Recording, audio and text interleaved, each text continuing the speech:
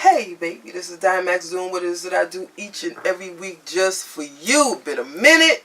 I'm telling you, this editing thing is really driving me crazy. Technology, things is changing. So I'm struggling hard trying to get up to par to get new things that I need in order to make my show back on point. You know, you think it's on point, then something gets rejected, you gotta start all over. But the good news is, hopefully, this is it for now until they come up with some more mess. Alright, so Dymax is back in effect, baby. We're going to do a show. We're going to start the season up right. This is me, of course, Mark, and that's Mr. Stephan. You might have seen him before on the show. So today we're going to do what I have done for many years, and we're just going to do the talk thing. Alright, so we're going to talk about what's wrong with men and women relationships. We may get into a little politics. We may get into a little religion. I don't know. But we're going to see what it's going to be. So right now, we're going to start this show off. This is Dymax, baby, and I'm glad to be back with you. And at the end of the show, you can give me a call. You know, maybe you want to be a guest or something like that, you know. Or you just want to give your comments. Let's get this show started. Hello, I'm Stephan, the Honorable Stephan 13X right? And the topic today we're going to go through is relationships. Me, myself, I was married for 12 years, and, you know, I guess the church divided us. And then I was in a relationship for 11 years. Most of my relationships be for a long time because I tend to settle or, you know, respect the area of a person until it gets out of hand to the point where I have to go and do the I Spy investigation type things to, you know, break people's hearts and shit. So go ahead and carry on from here. You could go from here. At least you'll know that I've been in relationships and it's not just speaking without never being in good relationships or a bad relationship. Okay. Well, with me, you know, I've been in let you rock until I see otherwise because it messes with my spirit. So if I'm with you and it's always drama and conflict because you're doing something to me and I'm telling you, can you please stop doing something to me because you're not making my inner spirit happy. Like I'm not feeling happy with what you're doing. And then you choose to ignore it because, you know, you just rock it. Then that's a problem. That's where the communication is not there and people is not caring about others' feelings. Try to change people from who they are when you met them. Once you meet a person, then you should go through the changes. That's why usually it takes time to know a person before you call it a relationship.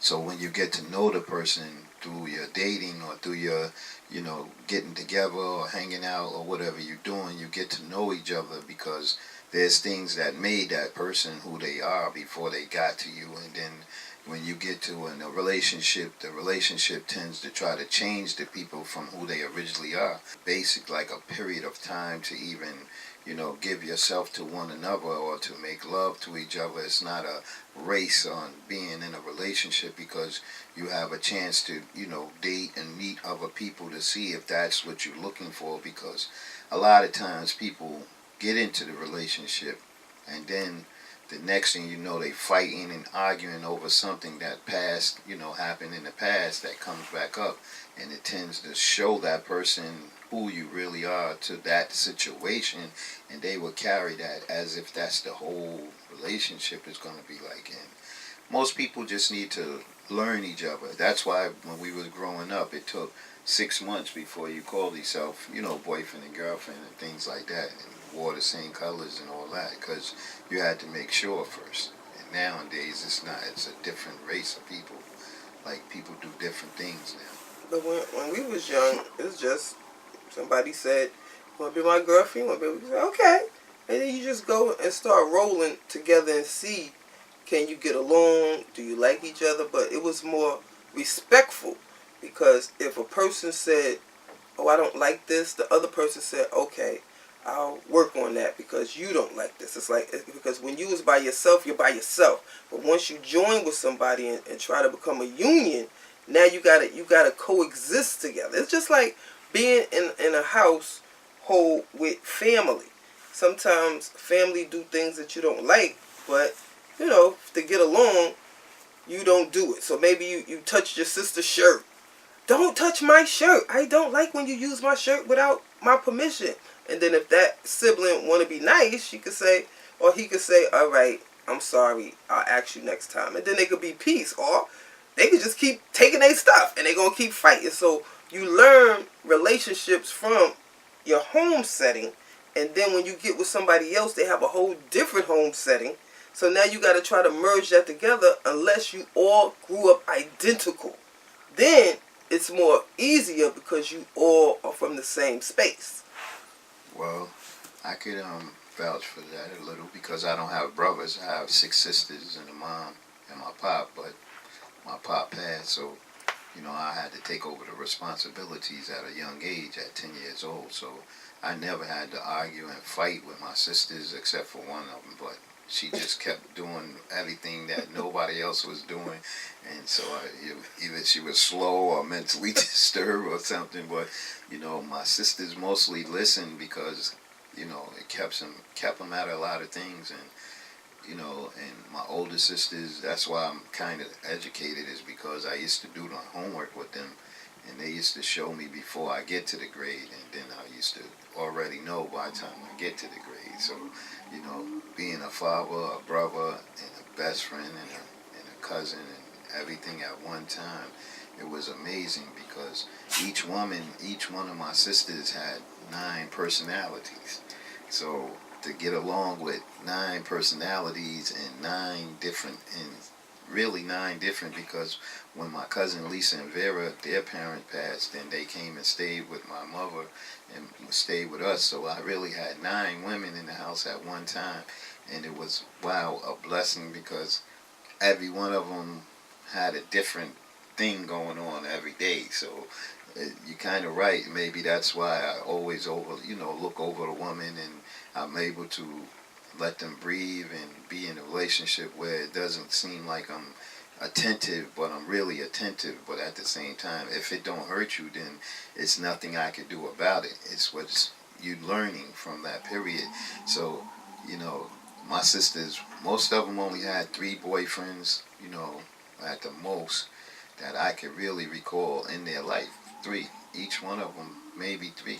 Because my sister's been married for 30, 40 years, like, and my other sisters, like, that came from down south and they moved to Mount Vernon, they only had 2 in my eyesight, 2 or 3. So it's not like, you know, my sisters is out there, nothing, but they all good right now. And their children are good, and everybody is good from the home bringing up. It's 9 personalities. It's like 9 planets in the universe of a woman, and I learned that 9, which equals 81. When you 9 times 9 is 81, and my own 19. That's what makes me total 100%.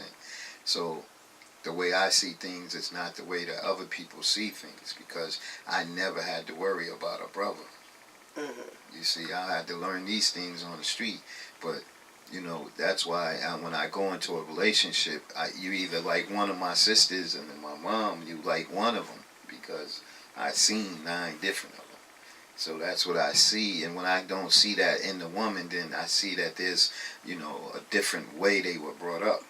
Mm-hmm. And then I'm able to see that, like, I'm able to feel that, like, wow, you're right, it comes from being in a home with being brought up correctly, and, you know, listening to your parents, and just following the rules and the laws in which they have in their roof. You could go in their house 6 o'clock, you got to be in the house at 6, but if I was doing so well that in the school, and I'm doing so well everywhere, getting skipped or whatever, I was doing so well is because of my sisters and my mom, and being on time and listening to the rules and never breaking the rules, and, you know, never trying to get in trouble and all of that type of stuff. And it's just crazy.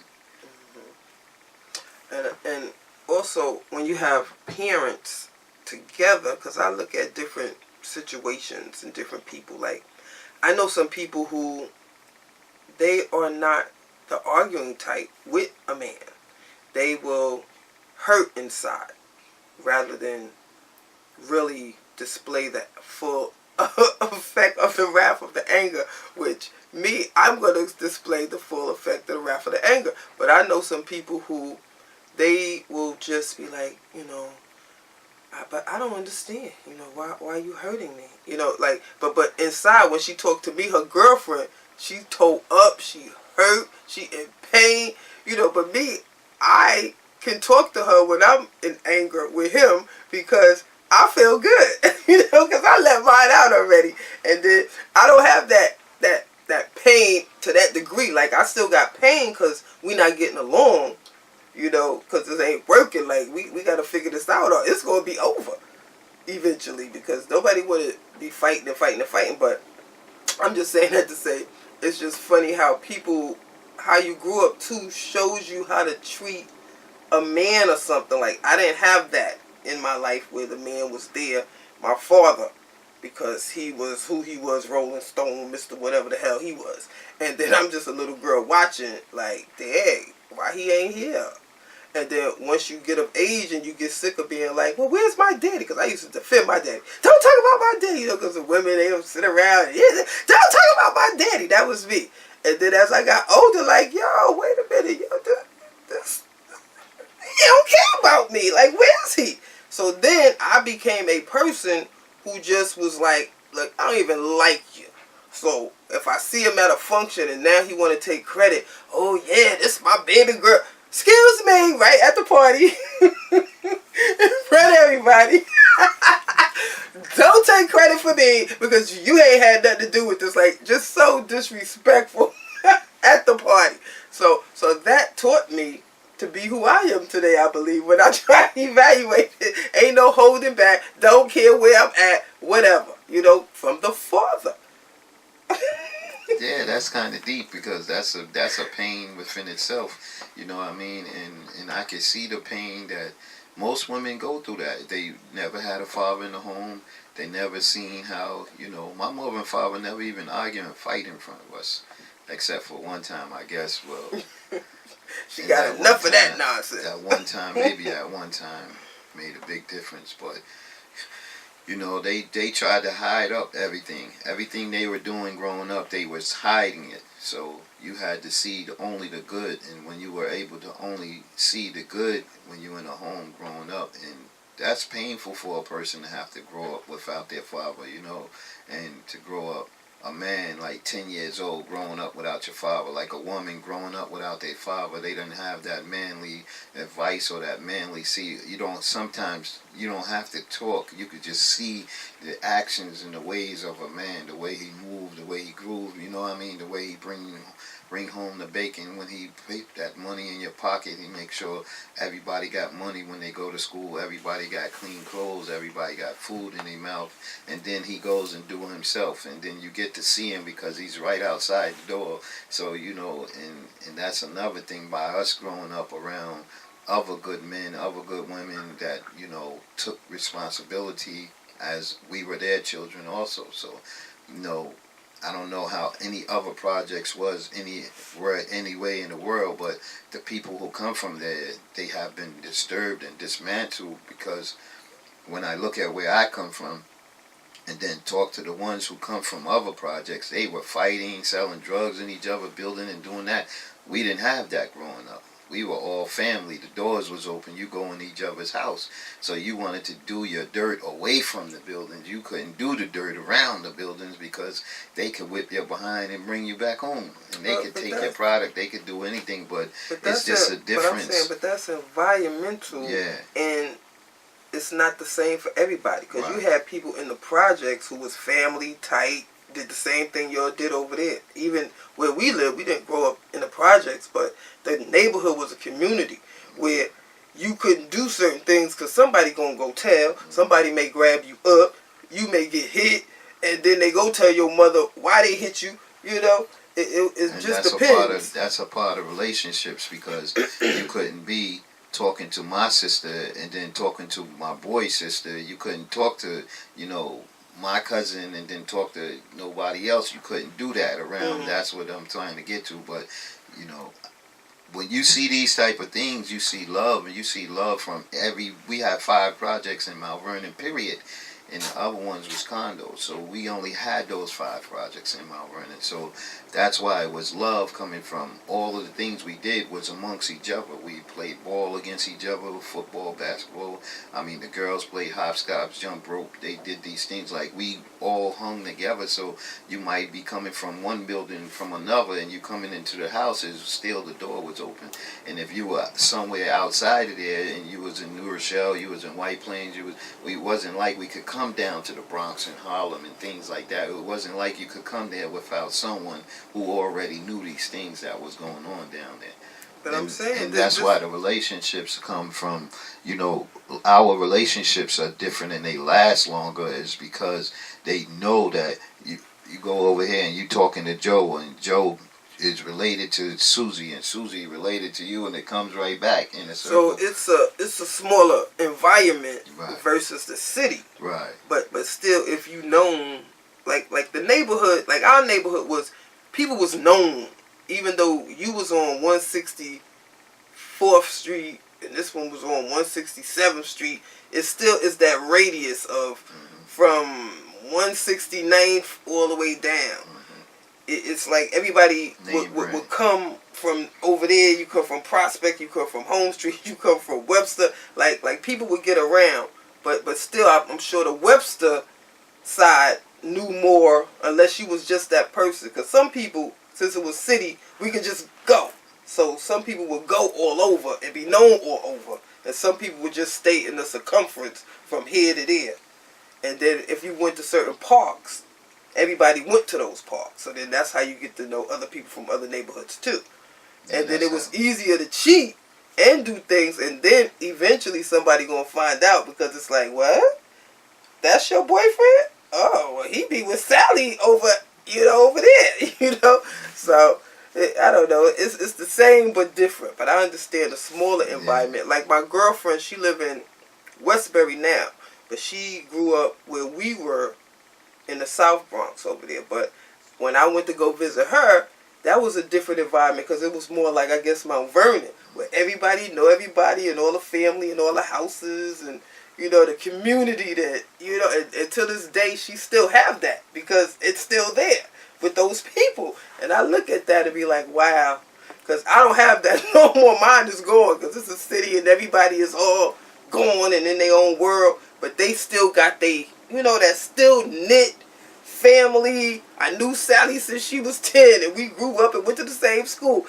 So I understand that part of the Mount Vernon thing. Yeah, that's it's funny you said that. It's because I just went to a class reunion, but we had all of the classes there, so it wasn't like, it wasn't just one class of people, it was all of the classes, whoever was from Mount Vernon, because when we grew up, it's like that. We was like in the 8th grade, I was in Mount Vernon High School. So that means I was in high school with 9th graders, 10th graders, 11th graders, and then being known by all of the people older than you, and then being known by all of the people younger than you. So it was like that, like you saying, it's just one environment where you just had people older than you controlling the system that you couldn't step out of, and then they wouldn't step out in front of you neither.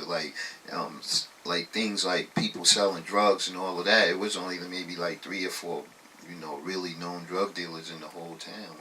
And most people wasn't even dealing with them. We was protecting them, because people was coming from other places to see them. So it wasn't like the people was so much getting drunk or high or anything, but it was more so of, a knit community. And even wherever you go in the world, you could go to their houses. You could go anywhere in the world. Everybody is still there. You could go anywhere in the world, and Mount Vernon people were there. So it's like Mount Vernon. So you could go down the Turnpike 95. Mount Vernon, you could see signs and everything. So you know that the whole world revolves around the Mount Vernon. Because it's crazy how people just came in and took properties, like religion, took properties, and they just took the properties and the people, and that's how they broke up relationships. And go into your household, and then you and your girl, you're over here arguing because you met somebody from another place, and they don't get to understand you. You don't get to understand them, because you're too busy trying to change each other in the relationship instead of learning each other you know, and that's where we come in. We learn you, and then when we learn all of the things you like, you don't even have to talk, because you could start saying a sentence and we could finish the sentence. And that's how the difference between a good relationship and just a relationship, a friendship is different from a relationship. A relationship, you get in it and y'all both are add-ons to each other, so it ain't no time to be fussing and going through all of these ups and downs and these turnarounds for what, to get back and just make love to make up for it, when you can do that anyway from the beginning. But when you add on to one another, you're not in each other's way. You're letting the person be who they are, and they tend to go and cheat, and then you always be in the right. So if they tend to cheat on you, then you're always in the right, and you gotta find the one that doesn't want to be the cheater in the relationship, or the one that don't want to be the bread taker and not the bread winner. Because when you win, you're both putting it on the table together.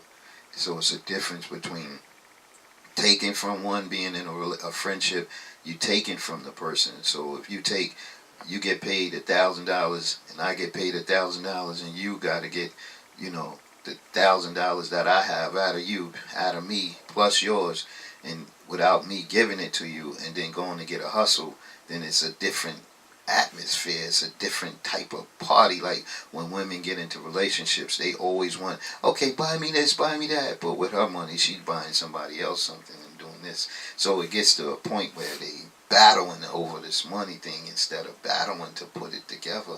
Hey, take this check, put it here, put this there, and put it in the relationship. What I was saying, it's a contract like any other kind of contract that you enter in, that you know the terms.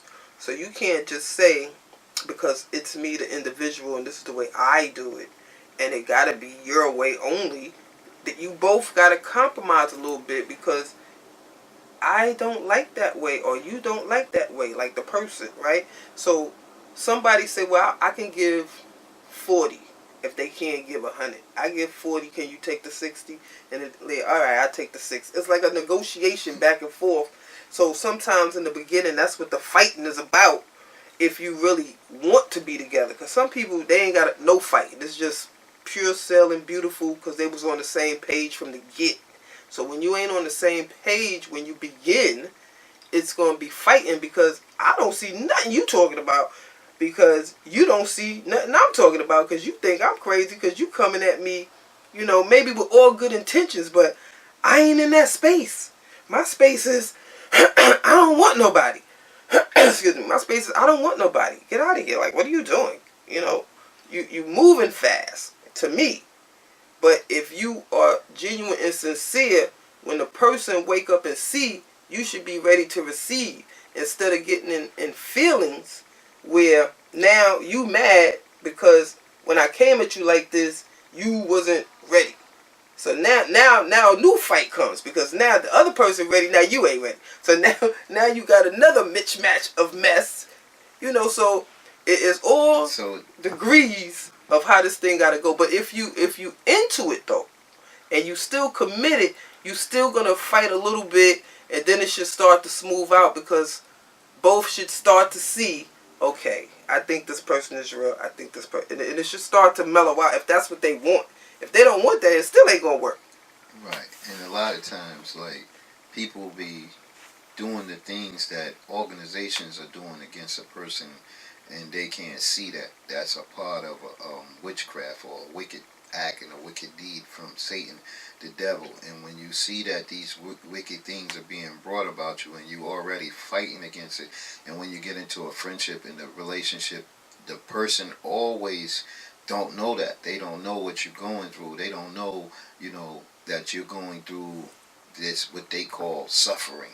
But when you're not suffering, then they gotta send people to try to help to get you, so that they can make you suffer. So there's a difference between, like, knowing something and believing and following something. And when you see somebody being a follower into this type of atmosphere or this type of situation, then you have to be mindful that, you being seen. And when the person say, you being seen, and then they keep doing it, every other thing, then they trying to force you to do this, force you to do that, and that's like, they must be reporting to somebody. And then they report to somebody that this is what's going on. So now they got to make it happen when they get back to you, or get back to me, or get back to their relationship. So it's like a pull, and a push type of thing that you can't see. You only can feel it, and it comes from within. And when you, like, a example is like, we had like something just went down, a party went down, and the brothers that I was tight, he thought I was tight with, we tight because another brother introduced us to each other, but they forgot that part. And that part is because me and this brother balled together. So we had a different type of friendship, or we had a different, friendship going on. And with this friendship, it was about, we both brought the same thing to the table. So when his brother want to reach out to help somebody, we use each other, and he used me to reach out to help this brother. So he changed his life and became a religious man. So so when I was, out there in the world without knowledge, wisdom, and understanding, up front in my front court, it was within me, but it wasn't in my front court, and he was playing. And then he introduced me to a brother. This brother was tore up. I mean, he was at his low. He was at a low time high. Like he had, people after him and all kinds of things, and they ran him into a closed area, and he had to do his little work inside of a closed area. But he learned from outside of with my boy, and then I started giving money to the brother, and then, giving money to him, making sure he alright while I'm gone, and when I come back, I'm giving him money. And then he one day popped up and said he had an idea. So his idea was a positive idea. So I put the money into the idea, along with another brother who had a studio, and he was another brother that was helping this one brother. So he was getting help from 3 people, but he didn't know. He didn't know that he was getting help from all 3 of us, but he just thought that it was all about him because of the blessing that he received from all 3 of us. But he didn't use us 3 as where he came from. He just used one at it. Anyway, so he's getting a blessing in disguise without him knowing that it's a true blessing that came to you, and you can't take advantage over the true blessings. And most people don't see that, because that's the type of example. I'm just using that as an example. Like, somebody hooked us up, like somebody behind the scene hooked things up, like they hooked it up, and now they just sitting there to make sure that it don't go bad. But most people be sitting there to make it go bad. Yeah. And that's the problem, when the person is sitting there thinking they controlling the situation, when it wasn't no more control. Once you gave me the direction, you go, take care of him, look out for him. So that was the lookout. And it's been like I've been looking out behind the scenes where I'm not in front of the scene. But now it came to a point where the situation think that he's the almighty without the rest of the people that was behind him. You know what I mean? But this is what I'm saying. So even in that analogy, it's the same as, say, a relationship, right, where you give and then the person doesn't acknowledge what you do, and you don't care, and you don't care until the day that they acknowledge somebody else, and now it hurts your feelings a little bit. Like, wow. It gets to a point like, how you giving somebody else that credit when you didn't know? It's like when you have the woman or the man and you help them through school, and they wasn't at school when you met them. You encourage them, go to school. You could better yourself, and they better themselves, but then now they don't want you. Like, because now I'm a lawyer. Like, you are less than me now. You be like, what? Oh, somebody about to get hurt. And that's how relationships pop. And that's why you hear a lot of females be with their man. You little ding dong having, you wasn't nothing until you came to me, and blah, blah, blah. See, I don't have those problems, so I'm not even in that category, but I'm just using that as an example to, a lot of fights you could walk by them. You no good, mother, you didn't have nothing, and this and that. Like, even one day I was watching the hip-hop hip-hop wives or whatever it was, and the woman, they thought the dude slept with his woman, and it was his boy, and when the woman, he went to the woman, him and his woman started having an argument, and the woman yell out, "Well, you was on food stamps when I met you, and this and that, and then you didn't have nothing." And then he said, "Oh, you ain't nothing, you trash," and then they back together. So it's crazy how, you know what I mean, how a person go and cheat on a person and then return back to each other, and then that burden is there, like that burden is that in his head he's saying he can do anything he want to do because of that burden. If he accept her back, then he's saying to himself that he can do anything he want at this point because she got to bow down to it because he caught her cheating. No, and but she this really is what I'm saying. Where's the relationship. forgiveness? This is what I'm saying. Why people can't forgive whatever is the thing that happened. See, that's why with me, you piss me off. I'm 100% burnt, but I let it go. I let it go and keep on moving.